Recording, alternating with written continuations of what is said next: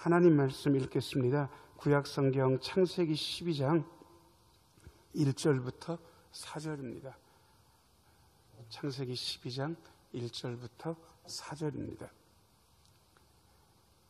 제가 읽습니다. 여호와께서 아브라함에게 이르시되 너는 너의 고향과 친척과 아버지의 집을 떠나 내가 내게 보여줄 땅으로 가라. 내가 너로 큰 민족을 이루고 내게 복을 주어 내 이름을 창대하게 하리니 너는 복이 될지라. 너를 축복하는 자에게는 내가 복을 내리고 너를 저주하는 자에게는 내가 저주하리니 땅의 모든 족속이 너로 말미암아 복을 얻을 것이라 하신지라. 이에 아브라함이 여호와의 말씀을 따라갔고 롯도 그와 함께 갔으며 아브라함이 하란을 떠날 때에 75세였더라. 아멘. 잠시 기도하고 하나님 말씀 듣겠습니다. 은혜로우신 주님, 아직도 코로나19 사태가 종식되지 못했습니다. 이번 주도 영상으로 예배드려 한편으로는 마음 아프고 한편으로는 죄송스러운 마음이 있습니다. 그러나 이 시간 주의 말씀에 귀 기울이게 하여 주시고 주의 말씀이 장소를 넘어 공간을 넘어 우리 모두의 심령 속을 꿰뚫는 것을 경험하는 귀한 시간 되게 하여 주옵소서. 처소에서 예배드리고 있는 모든 분들의 마음을 주님께서 붙잡아 주옵소서. 전하는 종을 불쌍히 여기시어 주의 말씀이 손상 없이 성도들의 심령 속으로 거침없이 흐르게 하여 주옵소서. 예수님 이름으로 기도하옵나이다. 아멘. 사랑하는 성도 여러분, 아직도 코로나19 사태가 다 해결되질 못했습니다. 이번 주도 영상으로 예배 드리게 됩니다. 조속히 모든 사태가 해결되고 여러분 모두의 얼굴을 대면해서 예배 드릴 수 있게 됐으면 좋겠습니다. 같이 기도해 주셨으면 합니다. 아시는 대로 오늘은 사순절 둘째 주일입니다. 사순절에는 예수님에 대해서 묵상하는 게 좋습니다. 그리고 아울러서 우리가 도대체 믿는 게 뭔가, 우리는 제대로 믿음 가지고 있는가, 그 믿음에 대해서 묵상하는 것도 무척이나 좋습니다. 저는 제대로 신앙생활 하려면 많은 이들이 서로 질문을 던지고 스스로에게도 질문을 던지고 그리고 그 질문이 우리를 건전하고 건강하게 신앙생활 하게 한다는 생각을 늘 가지고 있습니다. 그래서 저 자신에게도 늘 묻고 다른 분들에게도 묻고 설교 시간에도 묻습니다.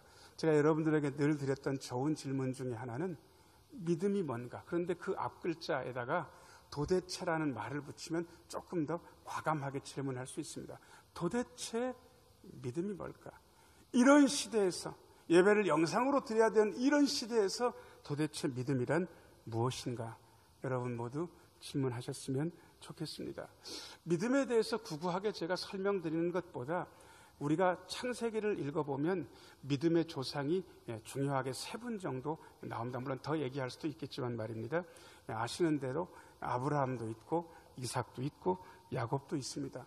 한 분 한 분의 믿음이 특색이 있고 한 분 한 분의 믿음이 우리가 굉장히 살펴볼 만한 그러한 가치가 있습니다. 그럼에도 불구하고 오늘은 믿음의 모델, 순종의 모델이라고 할 수 있는 아브라함의 믿음에 대해서 생생하게 오늘 본문을 통해서 설명드릴 수 있을 것 같습니다. 여러분들이 저와 같이 읽으신 오늘 본문 말씀은 창세기 12장 바로 1절부터 4절이었는데요. 하나님의 부르심과 아브라함의 믿음의 응답에 대해서 그림처럼 보여주고 있습니다. 도대체 믿음이 뭔가? 첫 번째 대지 비춰주세요. 믿음에 앞서서 하나님의 부르심과 명령이 있습니다. 1절입니다. 1절. 여호와께서 아브라함에게 이르시되 너는 너의 고향과 친척과 아버지의 집을 떠나 내가 내게 보여줄 땅으로 가라. 여러분, 첫 번째 믿음에 앞서서 하나님의 부르심과 명령이 있다고 말씀을 드렸습니다. 여호와께서 어떤 사람 아브라함을 선택하셨습니다. 도대체 왜 아브라함일까? 여러분 생각해 보신 적이 있습니까? 아브라함이 특출나게 뛰어나서? 탁월해서? 절대로 그런 것 같지는 않습니다. 아브라함은 좋은 품성도 있고 그리고 훌륭한 믿음의 자질도 있었을지는 몰라도 만만치 않게 연약함을 갖추고 있는 그러한 사람입니다. 도대체 왜 하나님께서 아브라함을 선택하셨는지에 대해서는 저는 잘 모르겠습니다. 그런데 제가 확실히 알 수 있는 것 하나는 하나님의 선택에는 후회가 없다는 것입니다. 하나님은 일단 선택하시고 부르신 다음에 그 모든 길들을 하나님께서 책임져 주신다는 사실입니다. 하나님은 아브라함을 선택하셨습니다. 그리고 아브라함을 훈련하셨습니다. 그리고 아브라함을 믿음의 조상이 될 만한 그러한 그릇으로 점점 성장시켜 주셨습니다. 왜 아브라함인지는 모르지만 일단 하나님의 손에 붙들리고 나면 그 사람은 믿음 가지고 하나님의 사람으로 만들어져 가는 것이죠. 믿음에는 그 앞서서 있는 게 중요합니다. 하나님의 부르심, 명령이 있었습니다. 1절 다시 한번 보실래요? 여기 보면 너는 너의 고향과 친척과 아버지의 집을 떠나라고 그렇게 하나님께서 아브라함에게 요구하셨습니다. 글쎄요, 고향, 친척, 아버지의 집 얼마나 안전하고 익숙합니까? 고향 생각하면 벌써 정겹고 그 고향에선 한가지게 누워 있을 수도 있고 그리고 그야말로 누리고 마음 편한 그런 익숙함 아브라함에게도 있었을 텐데 하나님께서 그런 안전함과 익숙함을 떠나라고 하십니다. 벌써 이 말씀에서 우리는 믿음 한켠에 불안이 스며들어 있다는 사실, 그리고 그야말로 흔들림, 요동침이 믿음 안에 있다는 사실을 이미 알 수 있습니다. 믿음은 근본적으로 불안을 그 안에 가지고 있습니다. 그리고 하나님께서 아브라함에게 기가 막힌 요구를 하십니다. 내게 보여줄 땅으로 가라. 보여준 땅이 절대로 아닙니다. 앞으로 보여주겠다는 것입니다. 출발점부터 불안합니다. 여러분, 땅 짚고 헤엄치기라는 말이 있습니다. 믿음은 절대로 그렇게 되지 않습니다. 믿음은 이미 불안함을 그 안에 가지고 있습니다. 그래서 자전거를 처음 타본 분이 자전거를 타고 혼자서 갈 때의 느낌, 그리고 수영을 처음 배우는 분이 물에서 두려움을 느낄 때 그런 감정이 믿음 안에 다 들어 있습니다. 여러분, 하지만 믿음 앞서서 하나님께서 부르시고 하나님께서 명령하시는 게 있다는 사실을 우리는 다시 한번 받아들이고 믿음으로 제대로 길 갈 수 있는 것이죠. 두 번째입니다. 믿음으로 순종하면 하나님께 복을 받고 모든 이들을 복되게 합니다. 2절 3절 말씀 읽겠습니다. 내가 너로 큰 민족을 이루고 내게 복을 주어 내 이름을 창대하게 하리니 너는 복이 될지라.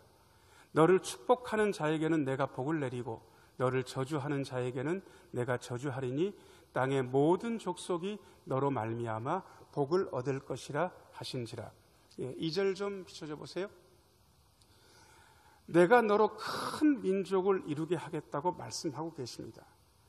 하나님의 복은, 하나님의 부르심은 개인적으로만 복받고 개인적으로만 잘 되는 게 아니라는 사실을 2절 첫머리에서부터도 우리는 눈치챌 수 있습니다.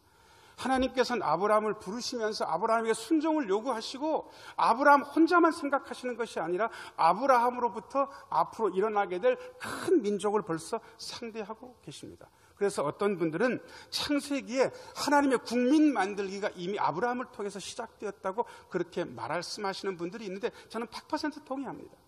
어떤 한 분을 부르실 때에는 그 한 분만 상대하시는 것이 아니라 그 한 분을 통해서 믿게 될 모든 사람들, 가정, 공동체, 그 지역, 그리고 그 많은 사람들과 함께 믿음의 길을 갈 수 있는 것이죠. 하나님의 부르심.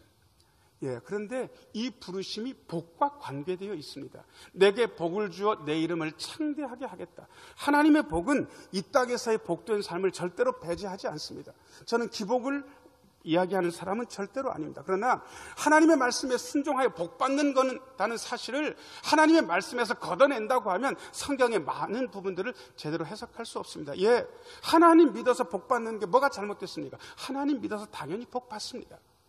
하나님을 믿고 하나님을 따르게 되면, 하나님의 말씀을 따르게 되면 복 받습니다. 그리고 창대하게 됩니다. 그리고 이렇게도 말씀하십니다. 너는 복이 될지라. 여러분, 이 표현이 얼마나 강력한지 아시겠습니까? 야, 너 복 받아라. 너 복 받을 거야. 이게 아니라 너는 복이 될 것이다. 하나님께서 아브라함에게 복으로 말씀하신 겁니다. 3절 말씀요. 하나님의 복은 보호도 포함하고 있습니다. 너를 축복하는 자에게 내가 복을 내리고 너를 저주하는 자에게 내가 저주할 것이다. 여러분, 모압 왕 발락이 이스라엘 민족을 저주하려고 했었습니다. 그야말로 그 중근동의 유명한 발람 선지자를 불러서. 그런데 모든 시도가 실패했습니다. 하나님은 발람이 이스라엘 백성들을 저주하지 못하게 했습니다. 하나님의 길을 따른 하나님의 백성을 저주할 수 없었던 것은 딱 이 3절 말씀이 우리에게 그렇다는 사실을 이미 일러줬던 것입니다. 축복하는 자에게 복을 내릴 것이다. 너를 저주하는 자에게는 저주할 것이다. 하나님의 보호는 예전이나 지금이나 멈추는 법이 없습니다. 또 하나, 믿음을 따르는 하나님의 백성은 자기 혼자만 복받는 것으로 끝나지 않습니다. 땅의 모든 족속이 너로 말미암아 복을 얻을 것이다 라고 하나님께서 말씀하셨습니다. 아브라함이 혼자서 복받고 잘 먹고 잘 살다가 죽는 것이 아닙니다. 이삭으로 그치는 것도 아니고 야곱으로 그치는 것도 아니고 요셉으로 끝나는 것도 아닙니다. 그 하나님의 백성들을 통해서 땅의 모든 백성, 모든 열방, 모든 민족이 복될 수 있다는 사실을 하나님께서 아브라함을 통해서 이미 말씀하고 계십니다. 그래서 하나님의 백성, 하나님의 나라, 제사장 나라가 아브라함을 통해서 시작되었고, 이 제사장 나라의 복이 나중에 하나님 나라의 복으로 완성되면서 천하 모든 사람, 세상 모든 민족에게 복이 퍼져나갈 것을 이미 아브라함에게 약속하신 것부터 시작으로 일러주신 것입니다. 이게 하나님의 믿음의 결과입니다. 세 번째입니다. 믿음은 말씀을 따르는 것이지 사람을 따르는 것이 아닙니다. 4절 말씀입니다. 이에 아브라함이 여호와의 말씀을 따라갔고 롯도 그와 함께 갔으며 아브라함이 하란을 떠날 때에 75세였더라. 그야말로 믿음이 무엇인지에 대해서 4절은 우리에게 정확하게 이야기하고 있습니다. 아브라함이 여호와의 말씀을 따라갔고, 여러분, 아브라함이 여호와의 말씀을 따라갔고, 믿음은 절대로 다른 것이 아닙니다. 하나님께서 말씀하시면 그대로 하는 겁니다. 하나님께서 가라 말씀하시면 가는 것이고, 하나님께서 머물러라 말씀하시면 머무는 것입니다. 여호와의 말씀을 따르는 것이 믿음의 알파와 오메가입니다. 여기서 다른 것은 절대 없습니다. 오직 믿음은 하나님의 말씀을 따르는 것이죠. 그런데 자세히 살펴보면 아브라함은 여호와의 말씀을 따라갔지만 롯은 여호와의 말씀을 따라간 것이 아니었습니다. 아브라함이 떠날 때 롯도 같이 있었습니다. 그런데 롯은 이렇게 평가하고 있습니다. 롯도 그와 함께 아브라함과 함께 갔으며. 떠나는 것은 비슷해 보일지는 몰라도 아브라함은 여호와의 말씀을 따라 떠난 것이었고, 롯은 여호와의 말씀을 따라 떠나는 것이 아니라 자기 삼촌 아브라함이 마음에 들었는지 모르겠습니다. 그래서 그냥 아브라함과 함께 떠났던 것입니다. 시작은 비슷했습니다. 그런데 여러분, 시간이 흘러 엄청나게 다른 결과가 아브라함과 롯에게 있었다는 사실을 우리는 알게 됩니다. 하나님의 말씀을 따라갔던 아브라함은 여전히 하나님께 제사하고 하나님의 말씀을 순종하면서 하나님의 백성으로 훈련되었습니다. 그런데 롯은 하나님의 말씀을 따른 것이 아니라 그저 자기 삼촌 아브라함을 따른 것이기에 사람을 따랐다가 눈에 보이는 환경을 따랐다가 그리고 정처 없이 그렇게 안타깝고 참혹스러운 결과로 세상을 마감하게 됐습니다. 여러분, 믿음이 어떤 것입니까? 사람 따르는 거 아닙니다. 상황 따르는 것도 아닙니다. 물질을 따르는 것도 아닙니다. 믿음은 오직 여호와의 말씀을 따르는 것입니다. 그런데 참 우리에게 희망과 격려를 주는 말씀이 4절 뒷부분에 있습니다.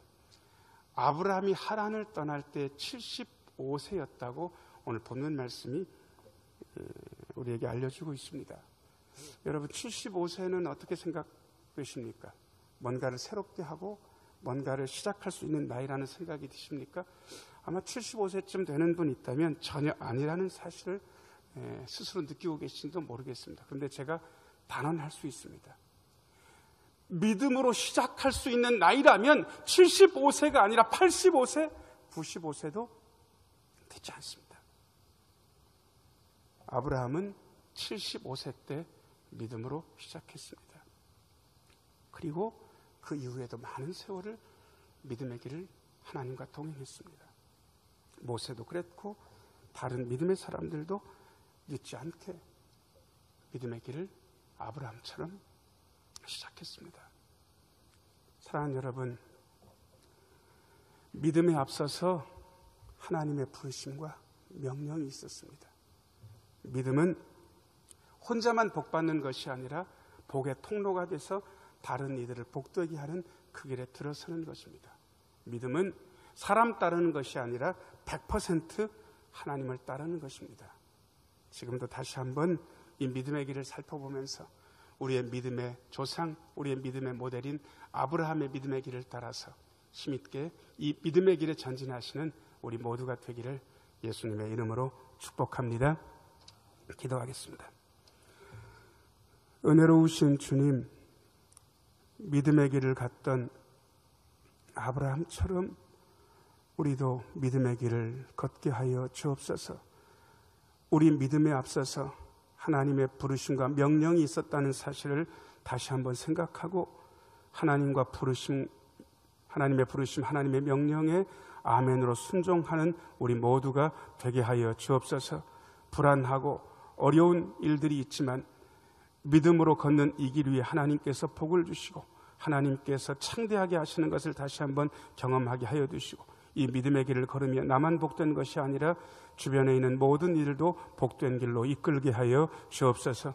절대로 사람 따르거나 환경 따르지 않게 도와주시고 하나님의 말씀을 따르는 우리 모두가 되게 하여 주옵소서. 그래야 이 사순절 기간에 믿음의 길 걸으며 승리하게 하여 주옵소서. 예수님 이름으로 기도하옵나이다. 아멘. 이제는 우리 주 예수 그리스도의 은혜와 아버지 하나님의 지극하신 사랑과 성령님의 돌보심, 인도하심, 교통하심이 아브라함이 걸었던 믿음의 길을 따르기로 마음속에 다짐하며 세상을 향해 나아가는 우리 모두의 심령과 가정과 행하는 모든 일 위에, 우리 신흥교회 위에, 이 지역 위에, 그리고 우리 대한민국 위에 영원토록 함께 하시기를 간절히 축원하옵나이다. 아멘.